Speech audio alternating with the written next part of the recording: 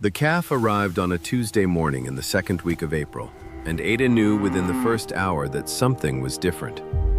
She had been at enough calvings to read the immediate signs: the calf's weight when she helped him to his feet, the frame, the way the dam behaved in the first minutes. This calf was heavier than anything she had handled from this cow before. His legs were disproportionately muscled, even at birth, the hindquarters already showing a doubled fullness that she had no name for but that registered immediately as outside her available reference. His shoulders were broad in the way that bull calves sometimes were, but more so, specifically more so, as if the ordinary blueprint had been followed and then someone had gone back and added. She put him with the dam, watched him nurse, confirmed he was healthy and vigorous, and then she stood at the stall for a long time. Then she went inside and found her father's cattle reference books. 3 of them, in order of publication, the third being a 1921 veterinary manual her father had ordered from a publisher in Kansas City that still had his pencil marks in the margins where he had found things worth returning to. The chapter on hereditary muscular conditions in beef cattle described a natural mutation affecting the myostatin gene, which normally limited muscle fiber development, resulting in cattle with double the ordinary muscle fiber count. The condition had been documented in European breeds since the 19th century. The photographs in the manual were blurry and small and showed animals on Belgian farms. But the shape of the hindquarters in the photographs was the shape she had been looking at in the stall for the past 2 hours. She closed the book. She went back to the stall. The calf looked at her with the calm eyes of a newborn that has not yet formed opinions about the world. He was, in the morning light coming through the east window, the most remarkable thing she had seen on this farm in 16 months of running it alone. She needed the county veterinarian. Dr. Harmon drove 14 miles from Enid on Wednesday morning and stood at the stall for 20 minutes without saying much. Ada had learned to read silences in the 16 months since her father died, what they meant in a buyer, in a banker, in a county official. And this particular silence had the quality of a man revising his expectations downward in order to revise his assessment upward. He wrote things in his notebook. He asked about the sire, the Henderson bull, and about the dam's bloodline, which she gave him from the records her father had kept since 1901. He asked if he could come back in a month when the calf had developed further. "What is it?" Ada asked. He told her what he thought. He had seen the description once, in a textbook. He said the calf was going to be remarkable at maturity, that word specifically, remarkable, and that she should not make any decisions about the animal until she understood fully what she had. There would be buyers, he said. Word traveled in Garfield County faster than people expected, and a calf like this one, visible from the county road in the near pasture, was the kind of thing that cattle buyers noticed from a moving vehicle and stopped for. She thanked him and watched him drive out and went back to the near pasture and stood at the fence looking at the calf. Cass Alderman was at the south fence when she turned around. He had been there since before Dr. Harmon arrived. She had seen his truck on the road early and assumed he was checking his own cattle in the south section, which he sometimes did on Wednesdays. He was at the fence with the dark blue eyes and the expression of the man who had been watching Dr. Harmon's visit from a distance and had processed most of what it meant. He had been at her south fence with increasing frequency since the calf was born, she understood now, in the way that something becomes obvious when you have been looking past it for long enough. Belgian Blue genetics, she said, or something like it, recessive. It surfaced from the Henderson bull's line. He looked at the calf in the near pasture, nursing now, his dam patient and unhurried. He's going to be the largest beef animal in Garfield County at maturity. Not a question. If the genetics hold. They'll hold. Look at the frame already. He was quiet a moment. Ada, don't put him out front. Move him to the back pasture, away from the county road. Dr. Harmon said there would be buyers. There will be. And they'll know more about what he's worth than you do yet. That's not a position to negotiate from. She looked at the calf, at the doubled hindquarters and the shoulders wider than they had any right to be, and the frame that was going to become something she didn't have full language for. "I'll move him this afternoon," she said.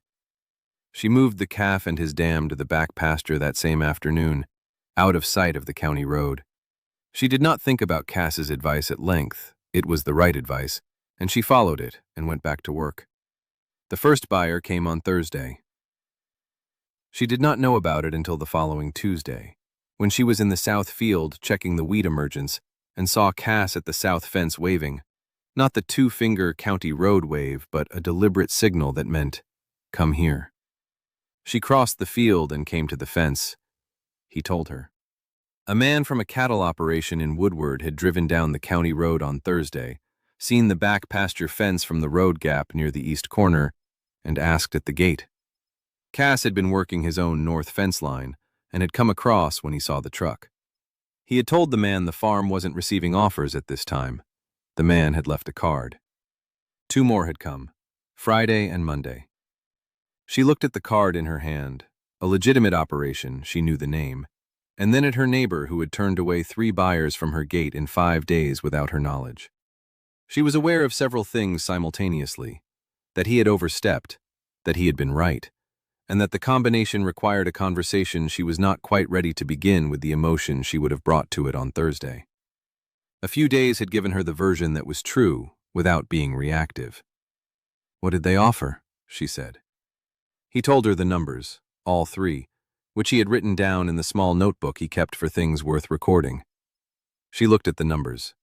Then, what is he actually worth, at maturity? At auction with the right buyers present, documentation in order, genetics confirmed. He named a number. She was quiet for a moment. The April morning was doing what April mornings did in Oklahoma when they had decided to commit to being spring, warm and specific and smelling of the turned south field behind her. The number Cass had named was more than twice the highest of the 3 offers she was looking at. "How do you know that?" she said. "I've been reading. Everything available on double-muscled cattle genetics. There's not much in American agricultural literature, but there's enough. I went to the Enid Library 3 times. A pause. "I started the day Dr. Harmon's truck came down your road." She looked at him, at the dark blue eyes that had been at her fence since February on the pretext of the shared drainage ditch, and that had, since the calf arrived, apparently been driving to the county library and reading veterinary genetics literature on her behalf without mentioning it. "Come look at him," she said. They went to the back pasture together and stood at the fence. The calf was in the morning sun, with the specific quality of an animal that is entirely itself, the doubled musculature already visible at 3 weeks, the hindquarters carrying the rounded fullness that the veterinary manual had shown in mature animals, the broad shoulders suggesting what he was going to become in a way that she could see more clearly now that she had read the right chapter. "He needs a name," Cass said. "August," she said, "for what he's going to be by August." He looked at the calf with the name settling around it. "When the first serious buyers come, I want Dr. Harmon's documentation, the bloodline records back through the Henderson Bowles maternal line, and confirmation of the genetics from the agricultural college before anyone comes through that gate." She looked at him. "Can you help with the bloodline documentation? You know the county cattle records better than I do." The specific quiet that called was the quiet of a man who has been waiting for a particular sentence and has just heard it. "Yes," he said, "I can do that." Over the following weeks, Cass came on Tuesdays and Thursdays to work through the documentation, the Henderson Bulls registration records, the county livestock records at the extension office in Enid, the genealogy showing how the Belgian Blue allele had moved through 3 generations of Garfield County cattle without expressing. They worked at Ada's kitchen table with the records spread between them. She made coffee. He brought the county documents in a leather folder borrowed from the extension office. By the 3rd Tuesday, they had a working genealogy that Dr. Harmon said was the best documented case of the kind he had encountered. August grew. He grew the way things grow when they are doing what the genetics intend, steadily, specifically, adding muscle where muscle had been written into him before he was born.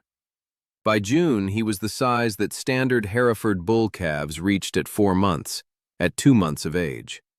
By July, the differential was more striking. Ada measured him weekly against the standard tables in the veterinary manual and recorded the results in the notebook alongside the bloodline documentation. The numbers were consistent.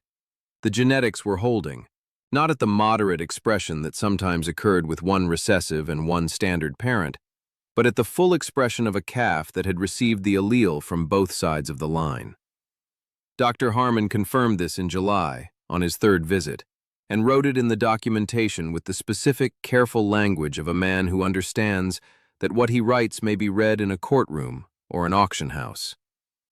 Cass was at the fence when she came back from the July appointment. He looked at the documentation folder in her hand, and then at August in the pasture. Not a calf anymore, not really. The word had stopped fitting somewhere in June, and then at Ada. "You're ready," he said. "In August. The Enid cattle auction runs the largest buyer pool in the county. I've already written to the auctioneer." She looked at the folder. "I want 3 independent appraisals before the opening bid is set." He was quiet for a moment, in the way he was quiet when he had something organized and was finding the entry point. "Ada." She waited. "The 3 buyers from April. I should have told you when they came." "Yes, you should have. I was trying to protect something before you knew what it was." She looked at August in the July morning, the doubled hindquarters visible from 30 yards, the shoulders of an animal that was going to be the most valuable beef animal at the Enid auction, and possibly the most significant beef animal Garfield County had seen on a private farm in 30 years. "You read for 3 weeks before you said anything to me," she said. "You wanted to understand it first." "Yes." "That's the same reason you turned the buyers away. You thought I needed to understand it first, before someone told me what to do with it." He did not say anything, which was its own kind of answer. "Cass," she said. He waited with the patience she had come to understand was not passivity, but intention. The waiting of a man who has decided that some things arrive correctly only in their own time. "Come to the auction in August. I want you there. As your neighbor." "No," she said. "Not as my neighbor." August raised his head from the pasture and looked at them both with the calm eyes of an animal that has already become what it was going to be, and is simply waiting for the people around it to catch up. The auction was the 3rd Saturday of August. Ada arrived with Dr. Harmon's full documentation, the bloodline genealogy, 3 independent appraisals establishing the fair market range, and a letter from a professor at Oklahoma A&M who had driven out in July specifically to look at August, and had written 2 careful pages about what he was looking at. She had the notebook with 4 months of weekly growth records. She had everything that could be documented. She also had Cass beside her when the auctioneer opened the bidding, which was a different kind of having but not a less important one. 4 serious buyers had come from outside Garfield County, 2 from Texas operations she recognized by name, 1 from a Kansas ranch she did not, 1 from a Colorado outfit that the auctioneer said had been placing significant bids all summer at every auction they attended. They had all read the documentation. They understood what August was. The bidding opened at twice what the Woodward buyer had offered in April and did not stay there. It moved the way bids move when informed buyers with real money have decided they want a specific animal. In deliberate increments, each one a statement rather than a question. The room narrowing as the price rose until there were 2 buyers left, and then 1. 11 minutes from opening to final. The number was the number Cass had named at the south fence in April, and then some. She stood at the rail with the sound of it still in the air and 2 decisions to make. The first was straightforward. She told the auctioneer, yes. The second decision she made on the drive home, with August in the trailer and the August evening going amber gold at the horizon. The wheat fields on both sides of the county road the color of something that has been built over time and has come in correctly.